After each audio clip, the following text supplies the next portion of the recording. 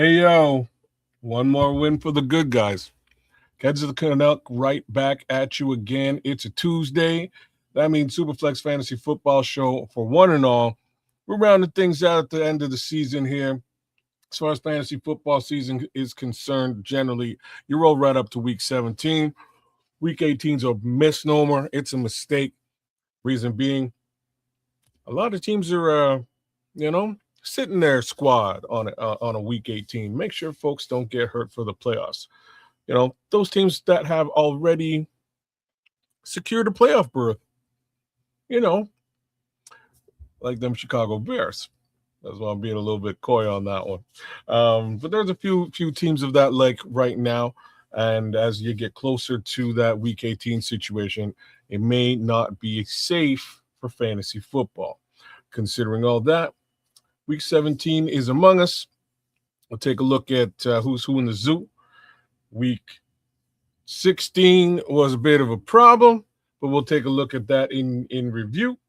And, considering all those things, my boy D is out and about in the world doing things. Nomad's going to hang out with me here tonight. So I'm going to give the floor to my dude here for a second just to chop it up and see how he's been doing. How are things? How you been holding it up? I'm doing all right, man. Just ready to push through this season, this holiday season. Weird family activity. It happens every year for most people, man. And I don't look forward to it. It's as far as football goes, man, this is you got to be very careful here. I think a good coaches, plural, would probably be preaching now ain't the time, even no matter what your record is.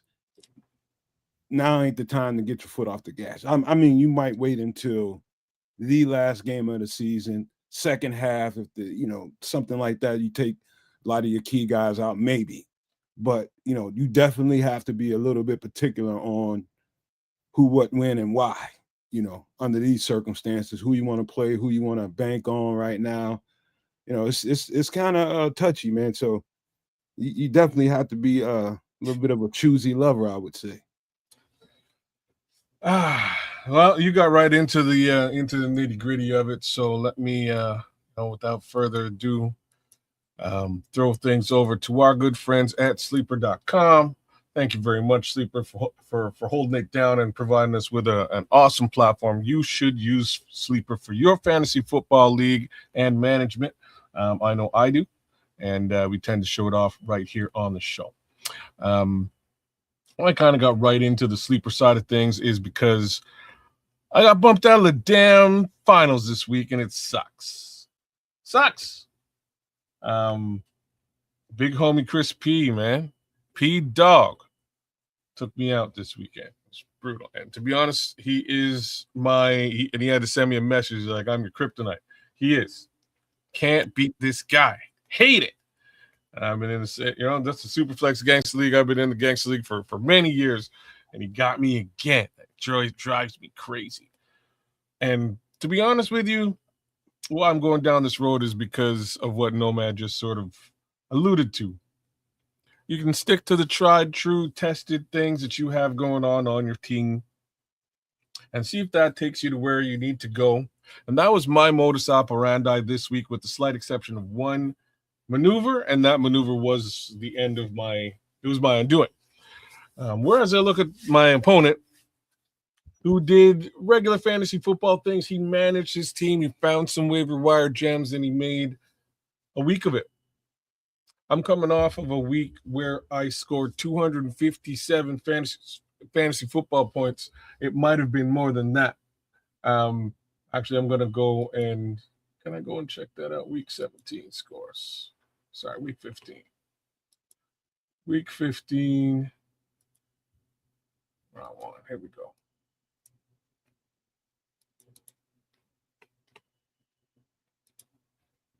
Week 15. What does my squad look like? Damn it.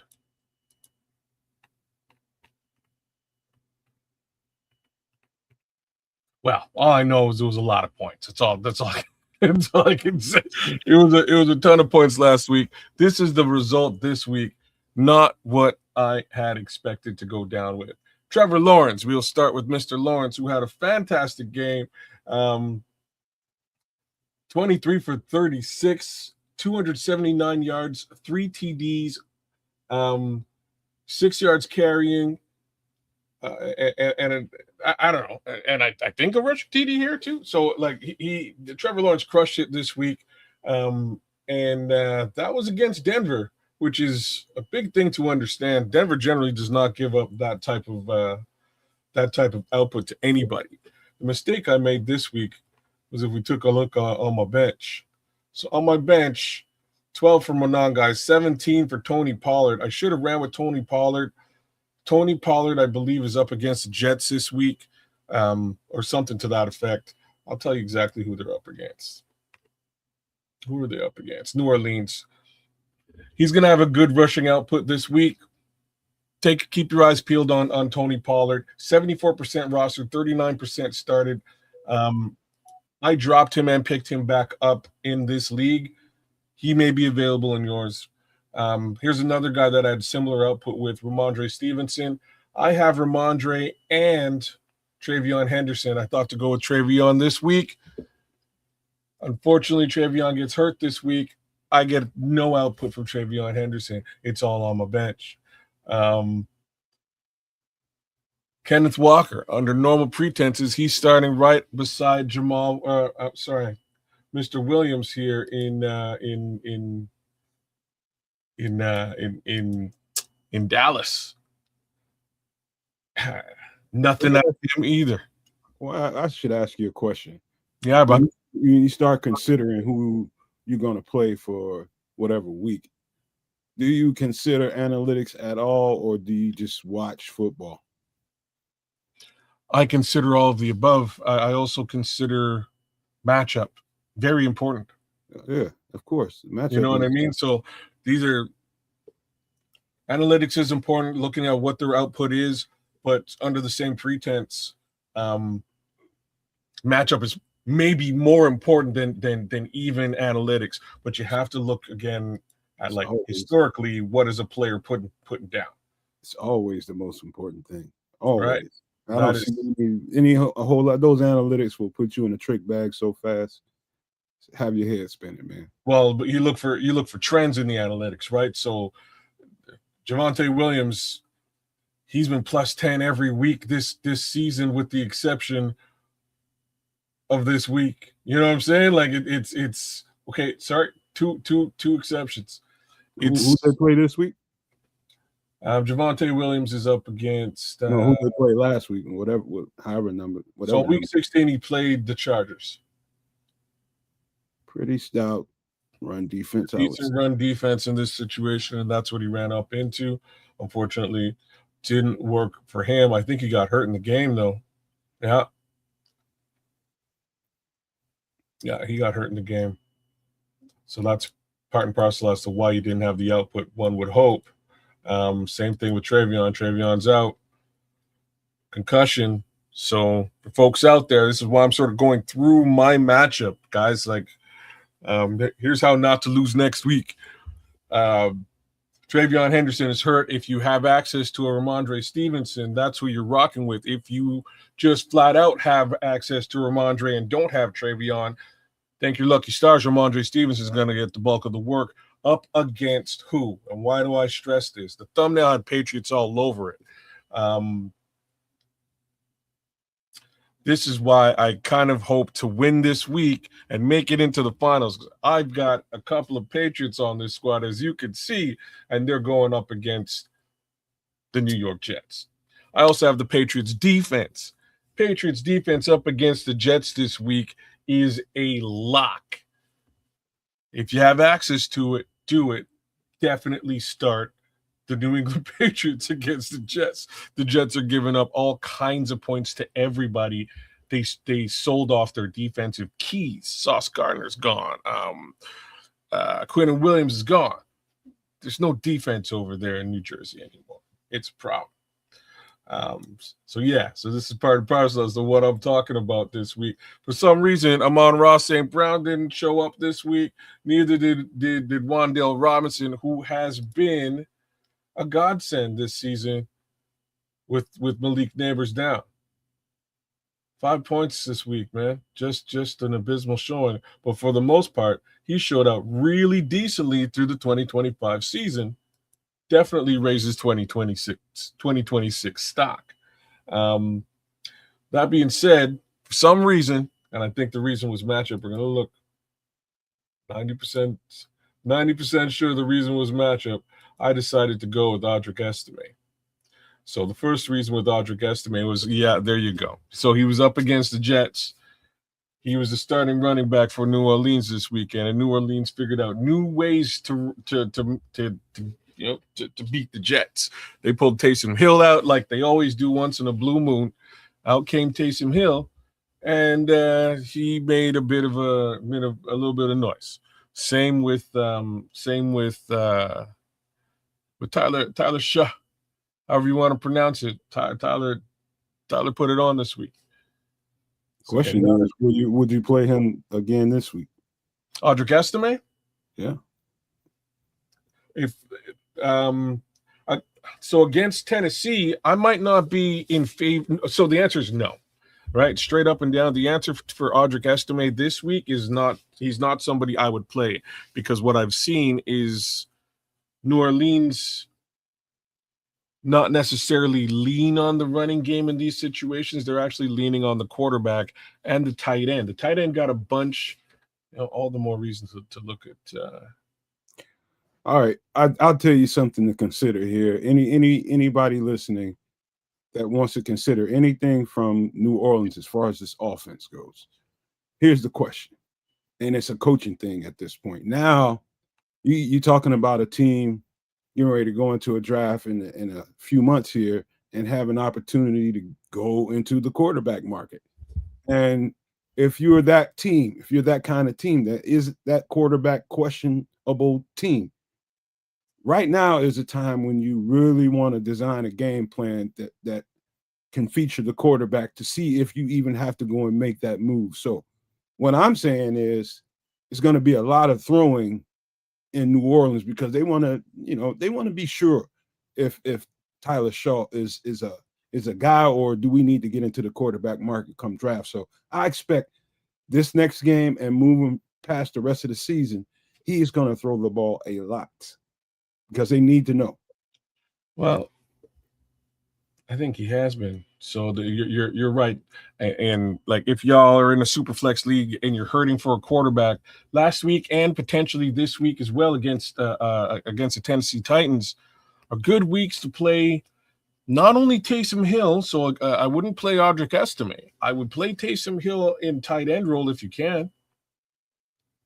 That would be my suggestion. Number one. Number two, you might want to place Tyler Shaw, man. Like, he's throwing the ball out there, y'all. 38 attempts, 49 attempts, y'all. That's crazy. But like 49 attempts means exactly what Nomad's talking about. He's gonna put numbers up. 300 plus yards in last week's game. Single touchdown. Doesn't mean he's the greatest quarterback in the world, don't get me wrong. But they're doing exactly what Nomad is saying. Do they have something in young Mr. Shaw? I don't know, but they're sure interested in finding out. So expect to see Tyler Shaw uncork it. And they're playing who this week? They're playing the Tennessee Titans. Oh yeah, he could be that could end up being a very good situation for somebody. Very good. I wish I was lying. I'm not. I like these last couple of weeks, he's been putting up decent football numbers, right? Outside of the Atlanta game. Actually, he's been putting up decent football numbers since he started outside of the Atlanta game and Tampa Bay. But that's divisional stuff, right? So there is that. But yeah, man. Against a bit of a lesser squad in Tennessee, I expect Tennessee to run the football pretty heavily against them. Tony Pollard, as stated. Same thing with Cam Ward. Cam Ward will be running the football quite a bit. They're doing a lot of groundwork with Cam Ward, but I don't see him putting up the type of quarterback numbers that Tyler Shaw is going to put up this week. So keep your eyes peeled in that regard. And in that respect, I think he's a very good look if you need a quarterback going into championship week. This is mainly for you guys who are in Superflex leagues out there. That being said, looking at Mr. Bissett, who led me astray finally. This week I was led astray with look at this output from the quarterback. Look at that output there for the last 5 weeks, and coming into week 16, he poops the bed with an 11 point game, 200 yards, a single touchdown. Definitely at least one interception that I saw. There it is. Yeah, it's it didn't look great. Didn't look great for Jacoby Brissett this week. Against the Atlanta Falcons. Made the Atlanta Falcons look pretty good. Shout out to D. I bet you he was impressed by the way Atlanta looked, because in private we were talking and he thought that the Cardinals might own the Atlanta Falcons this week. But going into this following week, they're going against Cincinnati. Might not be a great idea to be looking to start a Jacoby Brissett if he's on your squad in any capacity. You don't think it's a good idea? Against the Cincinnati Bengals? And Cincinnati can't stop nobody. No, and they're having a very rough time, but I wouldn't suspect that they're somehow going to lose this football game. Oh, it ain't about wins or losses at all. It's about that defense and can Jacoby Brissett move that ball around. My bet would go in the favor of Brissett being able to put up some numbers. Interesting. Atlanta has a much more dynamic defense than what Cincinnati has. They struggle with getting after the passer. At times they can't stop the run. They can focus on the run and force Jacoby to throw the ball. I'm saying the guy can put up about a 250, 2 or 3 touchdown game on them. Well, what I'm seeing here is that for some reason in this game, he was down about 10, almost 15 snaps. Attempts, right? Holy smokes. So Jacoby Brissett, on average, is passing about just as a guess, probably about 38 attempts a game, which is pretty high. 40 here, 44 here, 49, 57 attempts, 44 attempts. Like, he's chucking the pill around town. That's why I'm saying, don't let the bad game in Atlanta. Atlanta has one of the more underrated pass rushers in the league, and he's a pocket quarterback. And if you get him moving around, he's not as effective a quarterback as you would like. Now, when you got a team that lacks a pass rush and really struggles in that department, he's a pocket quarterback. He's got time. He will dime you apart. I'm telling you, this is a good start this week. All right, take it from Nomad on that one. I will actually agree, because I'm looking at this, and we'll call this a fluke week at 31 attempts versus a much higher number of attempts, which always equals more, right? Always equals higher percentage in that respect. So keep your eyes peeled. If Jacoby Brissett is something to start this week, do it. I have to agree. I don't think the Cincinnati Bengals are defensively the squad they were maybe a year or two ago. Who else to talk about? These guys, for God's sakes. So this guy made the thumbnail for sure. Him and his homie, and I'll get to both of them. So let's just be real about this. The Seattle Seahawks are a dangerous team across the board this year. Very dangerous team. And I think it starts with this running game that they have, this two-headed monster they have in Seattle. So, In the same division, Chicago Bears could be looking at Seattle here, and it could be a problem. Just saying. Could be a problem this time around just because they kind of look very similar.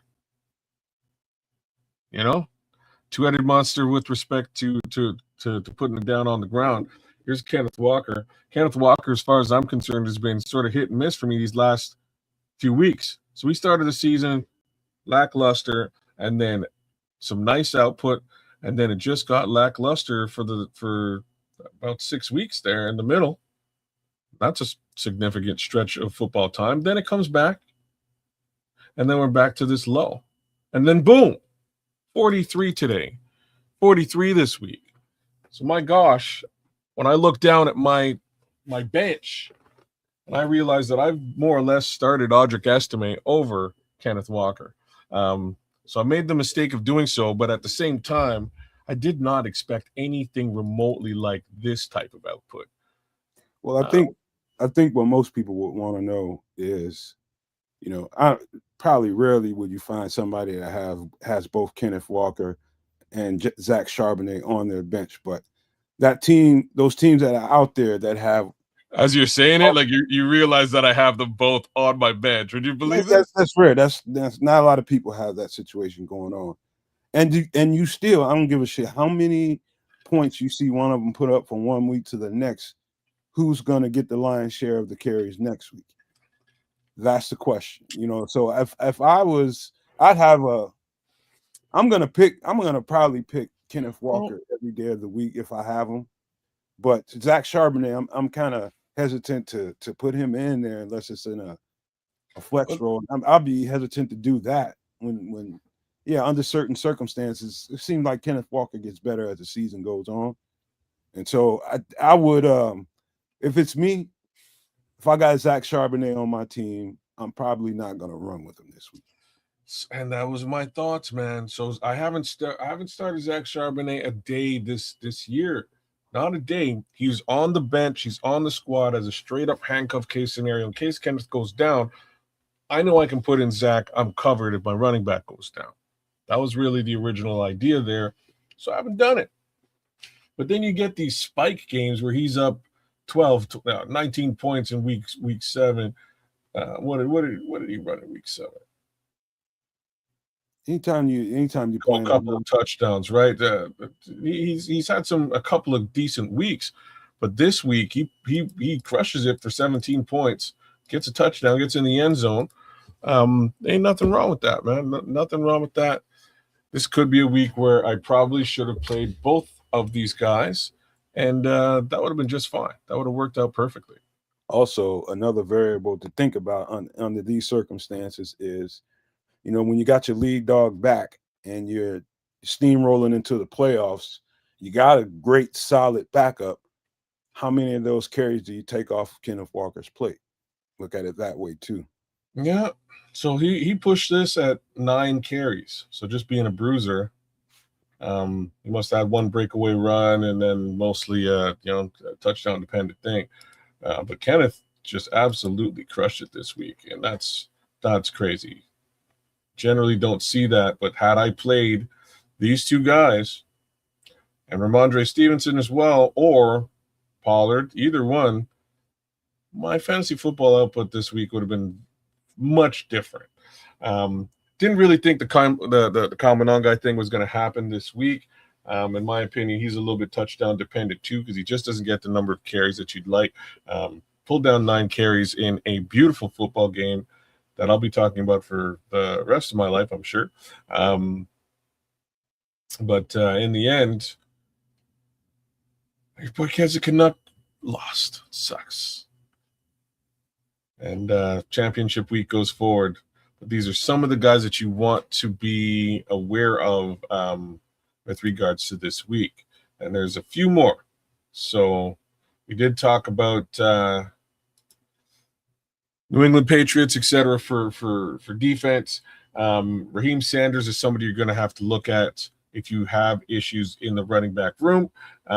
He didn't have great output this week, but he'll be lead back there in week 17, considering that Quinshon Judkins will not be playing. He is hurt in some capacity. So what about Dylan Sampson in this situation? So Dylan Sampson is also out. Because I'm glad you asked that question, because in my opinion, I think they would like to run with Dylan Sampson over Raheem Sanders. They're ruling him out this week, or is he ruled out for last week? To my understanding, he's ruled out this week. I'd want to jump. Improving daily, like he's improving daily. He may be your guy come the end of the week, because it looks like they have him higher in the depth chart regardless. But at this present time, he's listed as being out. I'd definitely eyeball that throughout the rest of the week, because if he somehow is good to go late week, he's probably going to be the guy that gets the lion's share of the carries. I agree. So he's first in the depth chart. He's been featured a couple of times in the passing game as well as the running game here and there with Judkins playing. So I would expect him to get the option to go do the thing if available. Question is, will he be available at this time? Raheem's your guy. So both of these guys, Raheem's 0% rostered, 0% started. Dylan Sampson's going to have a little bit, so 14% rostered, 2% started. If you can find either one of these guys, they may be a good look for week 17. They are going up against a stout Pittsburgh Steelers defense, though. Who's playing some of their best football now? Who? The Steelers. Yes, you're right. Right now, they are playing very good football. And we did beat them, as in the Chicago Bears. I do feel that a second run with Aaron Rodgers being the guy that he is might not be in the Bears' favor. Although, I think there would be some sweet justice in a Bears-Steelers Super Bowl. I'll tell you another funny thing here. It's something to consider here all the time. It's a rivalry game. Browns and Steelers go at each other's heads. They got that going on. Yeah. And surprisingly, I would say that since Shador got in the game, minus the Bears game, that offense has played some of its best football. I know they're down Quinshon Judkins, but they drafted 2 running backs for a reason. I think it's going to be a better game than people think. Yeah. Number one. Number two, trust me, Myles Garrett wants to get Aaron Rodgers. He wants to get hands on him. He wants to end him. So I'm just saying that this game can be better and more points can be scored than you think. Well, we'll have to see what that shakes up to look like. Other folks to talk about in the mix. Chris Rodriguez is truly your lead back now in Washington, although not a whole heck of a lot is really going to happen with respect to this team this year. They still got to run the football, so Chris Rodriguez is not a bad look. And I'm sort of saying that over Ja'Cory Cross-Merritt right now, because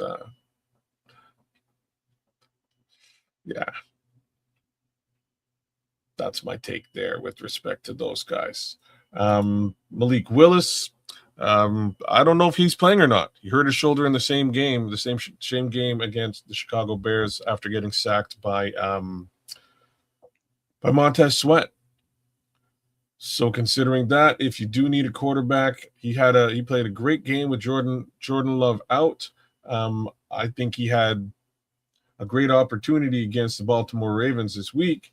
At this point, as far as the Packers are concerned, I don't know what they do at the quarterback position. One has a concussion. The other one has a shoulder issue. So keep your eyes peeled there. Again, if you're looking for a viable quarterback to run, I'm not so sure Malik Willis is going to be that guy. Any thoughts on that? I'd almost bet because of playoff seeding, Jordan Love is back in there this week.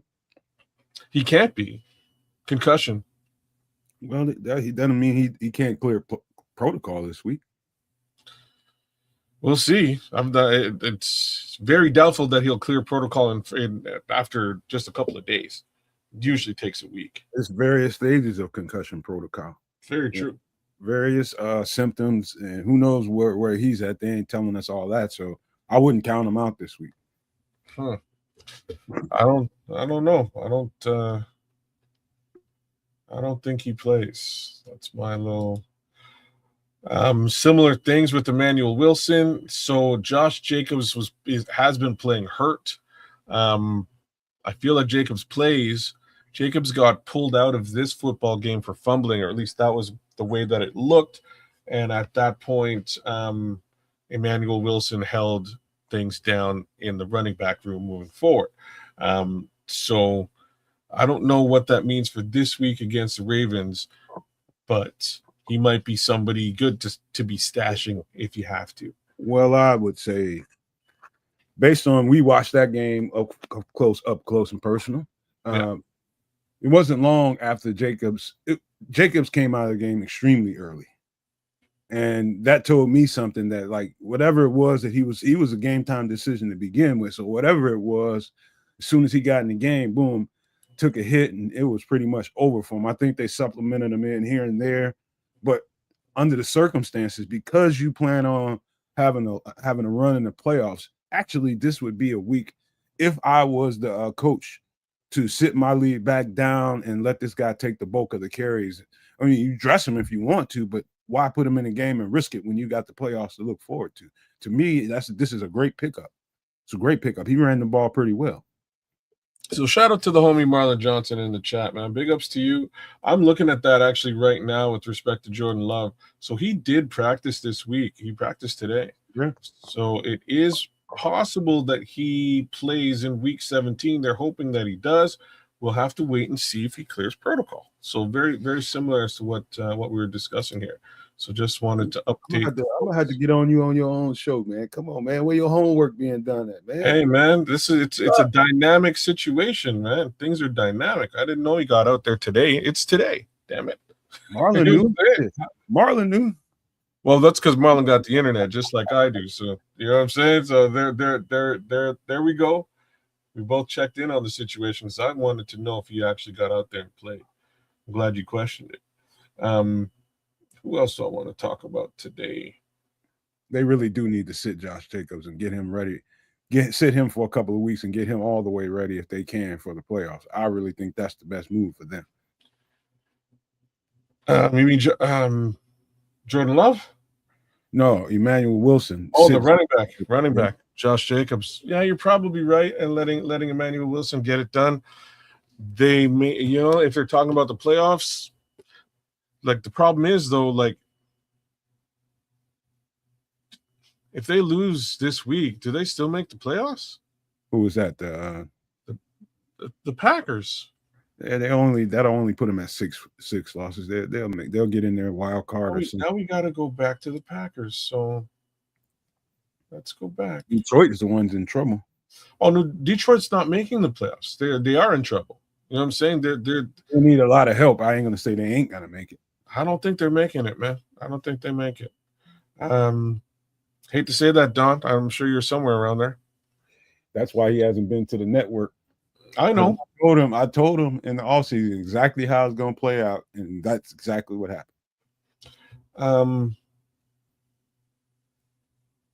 Let me see here. So there's no reason for them to have to play Josh. Right now, they need to rest that guy. So Baltimore lost, Minnesota lost. Let's just say, like, they're going to beat Minnesota. That's the worst part about this. They're going to beat Minnesota. Minnesota's not in a good way. But it's interdivisional, so you never know. If they lose to both of these teams, what does that leave them with?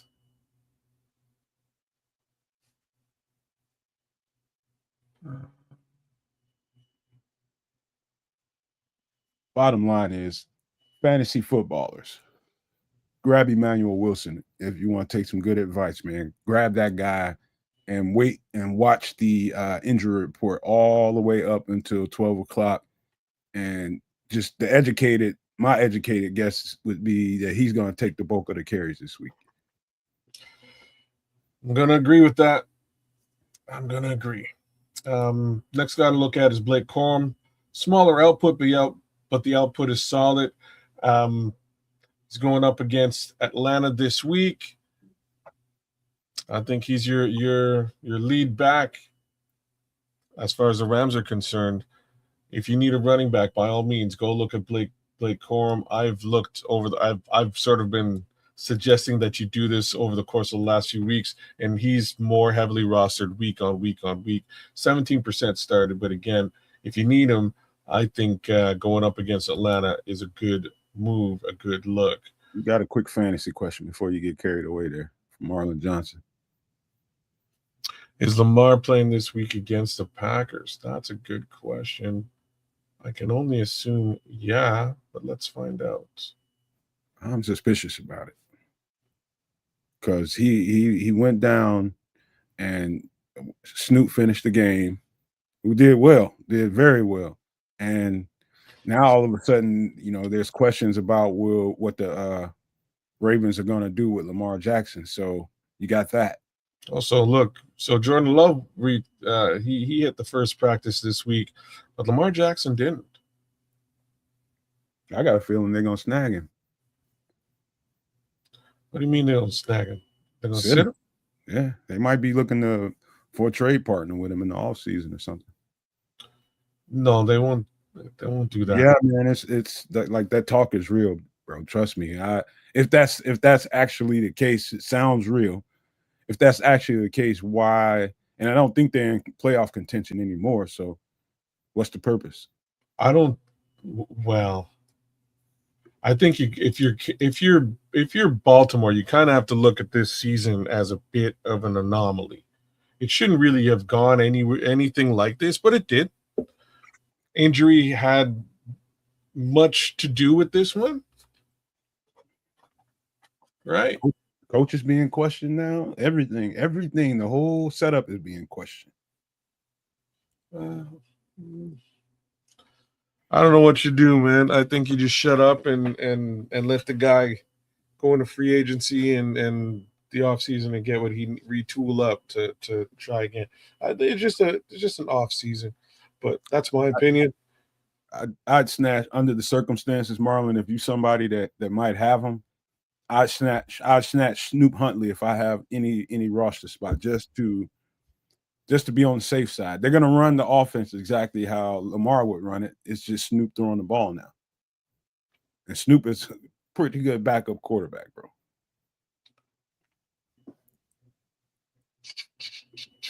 Against Green Bay, it's a real thing. It's a real thing.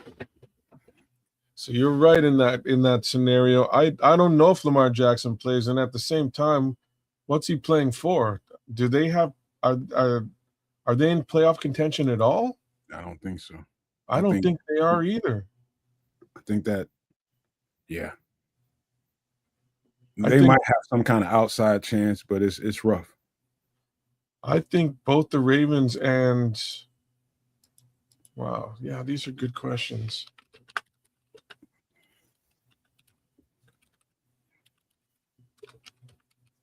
Yeah.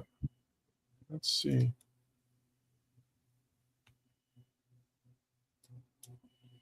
Not seasons. I just need. How many did they win this year? Might only be an 8-win team. That's what I'm talking about. They got hot for a minute, then Lamar got hurt again, and they just been sputtering since then. I think they're in trouble, man. I see these big breaking see schedule. So one. It's a what it is it's basically a Detroit situation where you build this big physical team, play physical football, and when you need them to be healthy towards the end, it's just like Detroit. Key guys come up hurt and they just don't look the same. It's a juggernaut of a team, both of them. Hard to stop.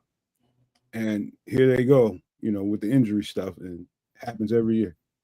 So they got 7 wins on the season, 7-8. 7 wins, 8 losses.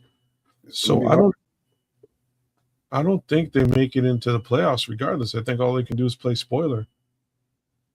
Pretty much. So that's why I said all that is because, what's the point here with Lamar Jackson? If number one, his future you're messing around with the Ravens if he stays, but it's his future with whoever else if you play him. So it's I agree with that, especially if we're talking a 7-8 team that can't make it into the playoffs. That makes them 9-8, best case scenario if they win the next 2 games against decent opponents in Green Bay and Pittsburgh. 9-8 team, it makes it a bit harder to fix the problems with your squad. 7-11 or 7-10, sorry. That's you can get a good draft pick out of that.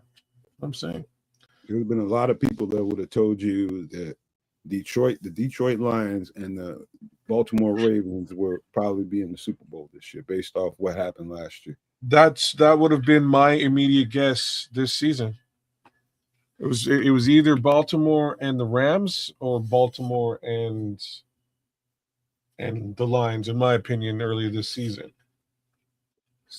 Maybe Kansas City. Neither one of those teams are. Three out of those teams is not in contention at all. Stay away from the Ravens right now. That is probably sound advice.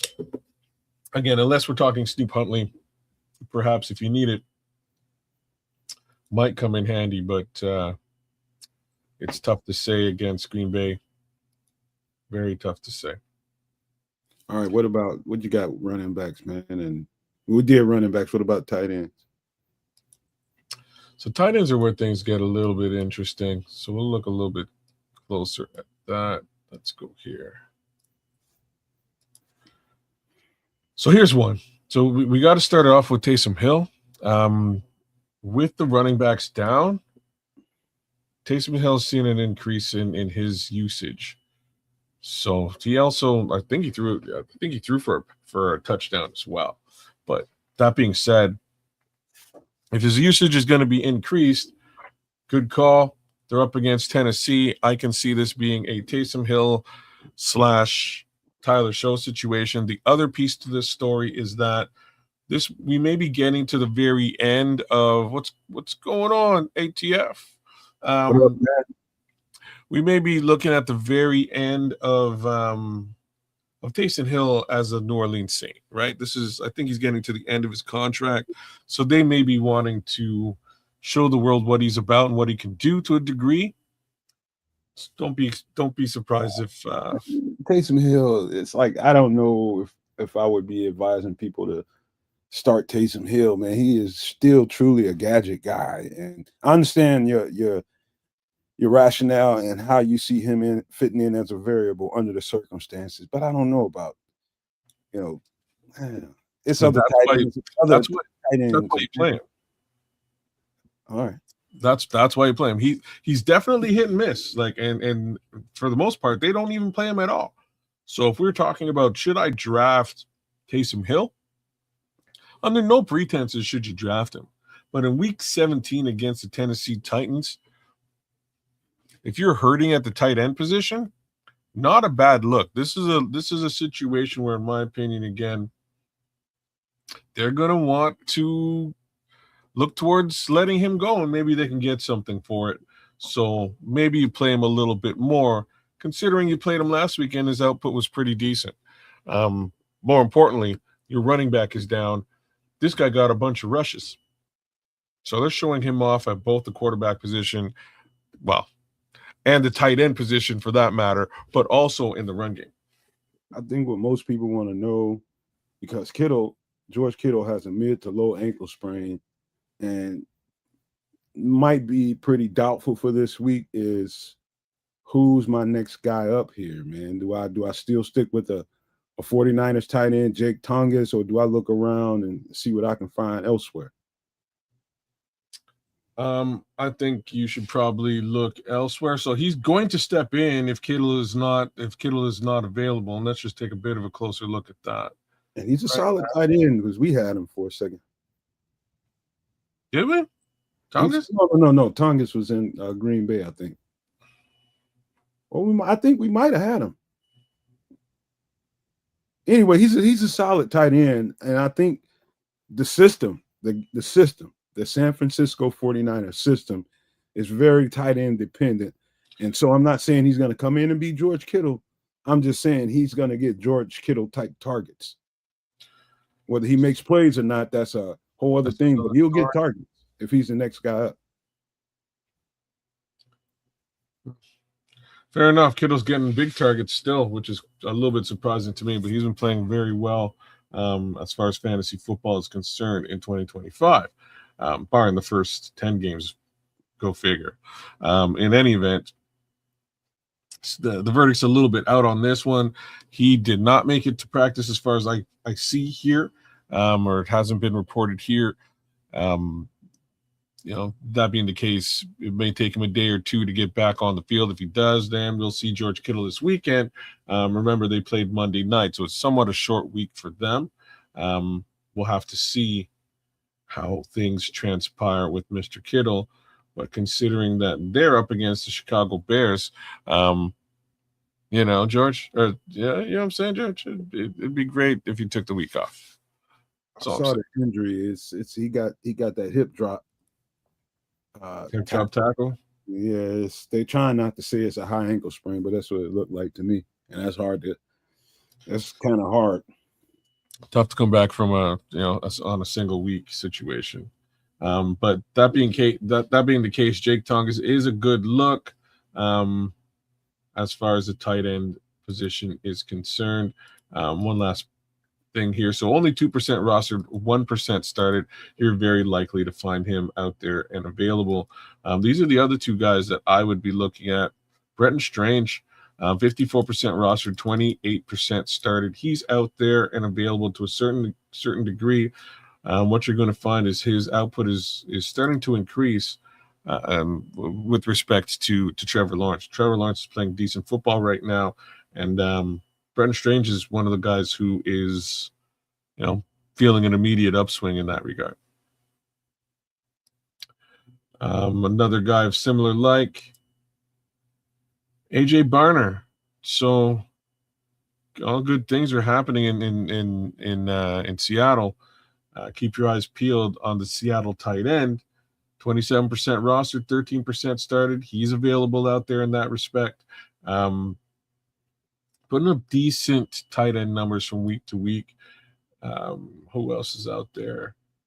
Like, this guy's nowhere to be found. 80% rostered, 62% started. Of course, Harold Fanning is trending up. Same thing with Juwan Johnson, 69%, 42% started. He's been putting up great numbers all season. Great fantasy football. That's a guy I would look at.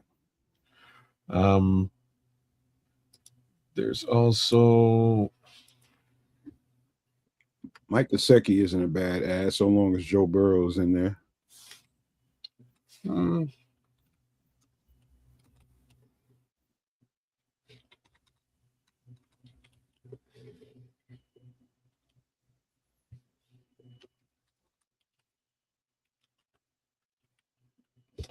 There he is.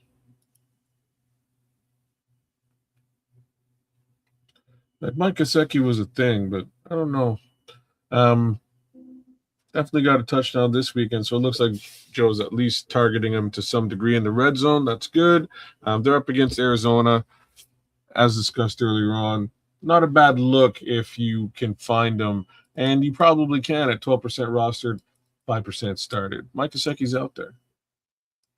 Any other tight ends? Well, you got an injury situation probably in Minnesota with the backup quarterback, Max Brosmer is probably going to be in the game. And whenever you have backup quarterbacks in against tough defenses, the tight end become very tight end dependent. And TJ Hawkinson is questionable for the next game, but there's another guy behind him named Josh Oliver. I want to It's gonna be hard. It's gonna be hard to get T.J. Hockenson. So we're talking about Josh Oliver in that respect. There you go. Hey. It's a big dude.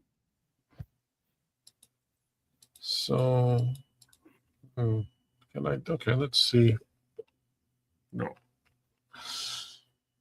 Just trying to figure out if he like. So he's had one decent game here in week 14. I'm just wondering if that was also the previous Max Brosner week. It might have been, and that would explain again his, his connection with the backup quarterback. Got a question there from Marlon Johnson. He says, "What about Dalton Schultz?" Absolutely. Absolutely a play this week. Who was Buffalo playing again? Sorry. Who's these guys playing? They're playing the Chargers. But Dalton Schultz looks hurt, bro. Dalton Schultz is hurt, which means, either Cade Stover or Harrison Bryant. Go back.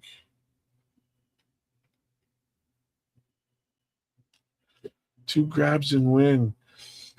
I can see them using either one of these guys, man. Let me just look at this. 5 years. Shoot. I would aim at Cade Stover. Worst come to worst in a situation where Dalton Schultz is hurt. They play both of these guys in just to do so. Both of those guys show up. Schultz and Bryant and Stover. I'll tell you another interesting thing that's going on right now is both of the starter and the backup in Kansas City quarterbacks are down, and now it looks like they're going to go with Chris Olawadokun.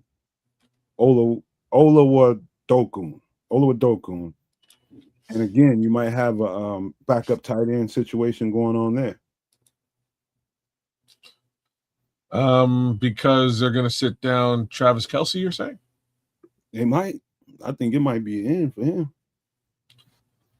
Unless they can talk him coming back one more year. But he's talking about he's going to evaluate this after the season. So that's usually shout out to Alan Pena that is just busting in here, Marlon Johnson, of course. ATC, what is it? ATF. My bad. My ATF, my guy came through here, but yeah, everybody said Marlon. Yeah, that Kansas City situation is going to be interesting for a tight end situation. Real talk, I wouldn't be looking over here at all, but maybe for a tight end, like it's going to be tough sledding against Denver. Somebody. It's going to be tough sledding against Denver, man. Denver hurt them the last time they played. Think of it this way: if you're going to play, you got to play your third string quarterback. He's not been playing with the second string or the first string tight ends. Who would he probably be more comfortable with?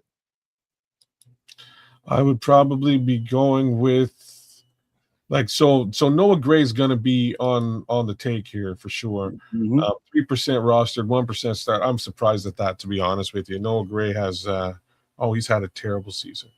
Man, these Kansas City Chiefs are not what one would expect. He'll definitely play on Sunday, and he'll play well.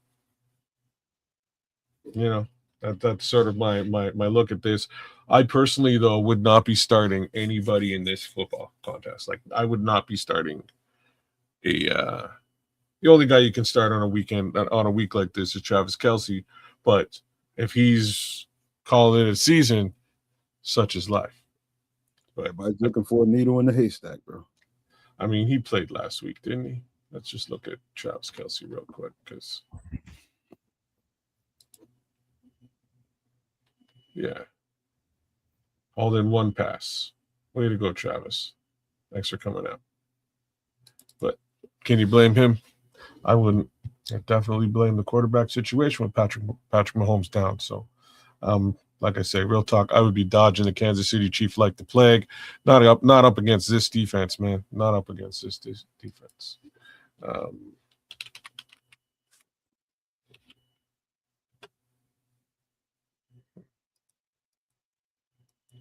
Let's find them some sleeper wideouts or something. That's what there isn't any. Oh yeah, there is. I don't know about that, man. I did not see anything interesting in this wide receiver situation this week at all. It's a cat named Vele down in New Orleans.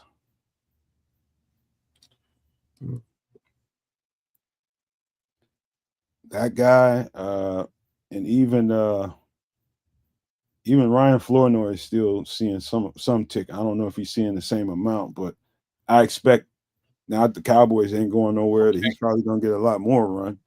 All right, so there's a couple of note. I'll go through them very quickly here. Here's one that I thought might make sense this week. That's Mac Hollins. So again, I expect it to be an absolute beat 'em up against the New York Jets. Kayshon Boutte, I believe, is out. So it'll be the Stephon Diggs and somebody else show. Maybe Demario Douglas steps up. But it seems to have been Mac Hollins last week. They played him. He put up 13 points, 13 fantasy football points. Yeah, he's in concussion protocol as far as Kayshon Boutte is concerned. Maybe he makes it back, much like who were we talking about before with the concussion? Anyhow, you know what I'm saying? Concussion protocol for Kayshon Boutte. Mac Hollins is likely to take the reins here. You may want to look at Mac Hollins in a situation where this team's going to put up some really interesting numbers against the Jets next this Sunday. So there's one wide receiver. Folks are talking about Trey Tucker. I don't believe this one.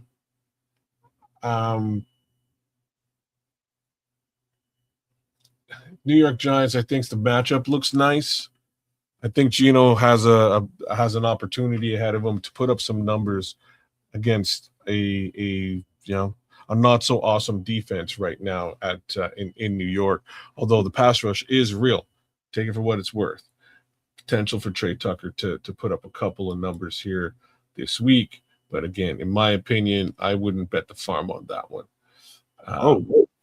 What's that? You would? Vele's on IR. Oh, good to know. There you have Bailey. Remove that statement from the record. Let's see. This is the other guy that I would be looking at here. Super hit and miss, but when he hits big. It's 32 points here this week. Definitely got in the end zone. Caught the vast majority of his targets. He's going up against Houston. What I've been noticing this season is Houston's defense has been a little bit lax. I think he'll have a really good day out there. You're going to say? Yeah, that's one of the toughest defenses in the league. I don't know, man. I don't think so. Their front four is pretty decent, but the backups, the secondary, I think these guys will lead against them. Quentin?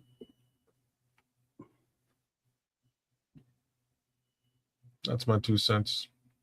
I think he's a good look for this week. Who else do I think is all right this week? I don't know about this stealing thing. Let's look at this stealing thing. Yeah, not worth a conversation. Yeah, it is actually because DK's down for 2 games.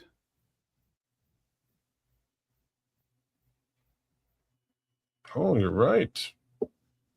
Worth a conversation. Anyways, so we kind of given you waiver wire stuff. Like, facts of the matter is, if you are in the playoffs this week, if you're in the finals this week, you probably don't need any of this stuff, or at least I hope you don't. That being the case, we'll we'll move in a different direction. I think we've hit just about everything here for the week. Uh, Anybody else to really talk about? Like, it's always good to talk about these guys who've crushed it. Puka Nacua had a week to be remembered, 67 points. Ashton Genty, 56 on like just some beautiful runs. Matt Stafford crushing it again, 48 fantasy football points. Chris Olave came out to the dance. So again, if he's putting up 46, Tyler show y'all like whatever you want to call him. Tyler's doing some stuff. Jalen Warren had a week and a half this week as well. Very solid fantasy football week for the running back Jalen Warren out of the Pittsburgh Steelers. You got one more question from Marlon Johnson that I don't mind answering if you don't want to. You like DK? I don't know. DK is a super. He's very gimmicky. But give us your take, Nomad. What do you think on DK? So watching Chimere DK was easily one of the best route runners in the last draft class. Easily. Very, very, very underrated. And I think both he and the quarterback have just gotten better and better through some tough stuff this year. And I feel like he's starting to come on a little bit. And so, yeah, if you're looking for that needle in the haystack and you just want to find somebody and gamble on him, this might not be a bad look because he's going to explode at some point. I don't know if it's going to be this next game or at all this season, but I hear what you're saying, Marlon. That dude is very, very, very underrated. He was one of the best receivers I've seen in this class. If you're desperate, this is not a crazy look. Again, we're talking about against the New Orleans Saints, right? And they haven't had a lot of upside from a defensive perspective this week either. Here's the rub, though. I just don't see – I don't think Cam Ward is really – ready to be airing the ball out in any capacity.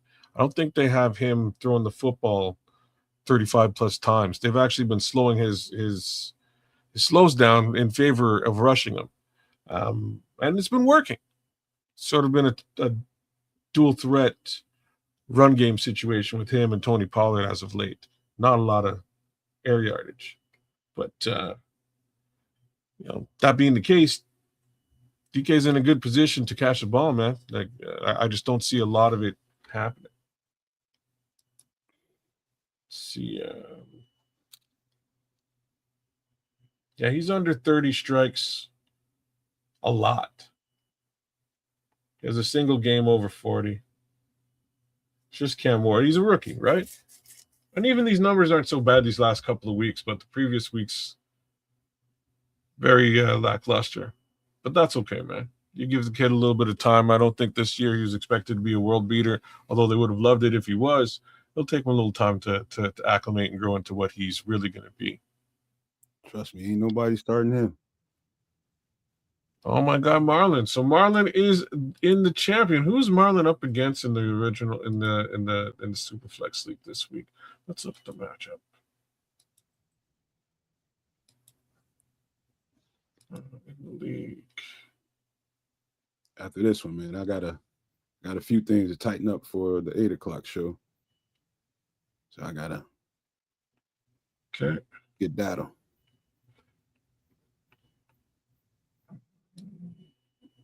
Who are you up against, Marlon? I don't even see it right now. Let's see it next.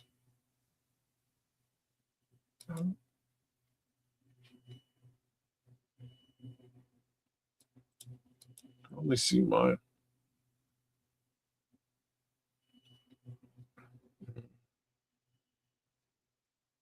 Anyways, gentlemen, we will call it a day. We will call it an episode. We will call it a season. Nomad, thank you for coming with here and joining me to shut this thing down. Any final thoughts, words? Wednesday night at 8 p.m. Wait a second. Tuesday night at 8 p.m. we do the darn thing. It's extra sauce, a special extra sauce. Myself, Nomad, and Triple R will chop it up on all sorts of things, especially these Chicago Bears and how they've been doing. But yeah, thanks again for coming through. Nomad, any final thoughts, brother?